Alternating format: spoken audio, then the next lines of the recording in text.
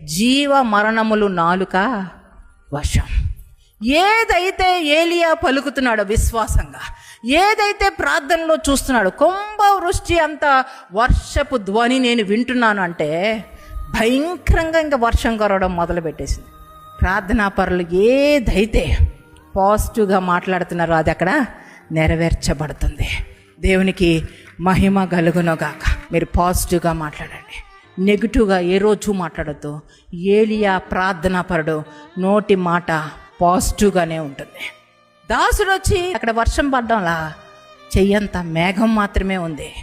ఆ మాటని తిప్పి కొడుతున్నాడు ఏలియా. ఏంటంటే, నేను కొండపోతంత వర్షము ధ్వని వింటున్నాను. బై ఫెయిత్, విశ్వాస సహితమైనటువంటి ప్రార్థన అదే. నీ జీవితంలో కూడా ఈరోజు మా పరిస్థితి ఇలా ఉందేమో, కానీ మా యేసయ్య రేపటి దినాన మమ్మల్ని తప్పక ఆశీర్వదిస్తాడు, దీవిస్తాడు, మా కుటుంబాన్ని దర్శిస్తాడని బై ఫెయిత్ మీరు నోటితో చెప్పండి. అదే మీ జీవితంలో మీరు స్వతంత్రించుకుంటారు. అదే మీ జీవితంలో మీరు స్వతంత్రించుకుంటారు. కనుక విశ్వాస సహితంగా మాట్లాడడం నేర్చుకోండి.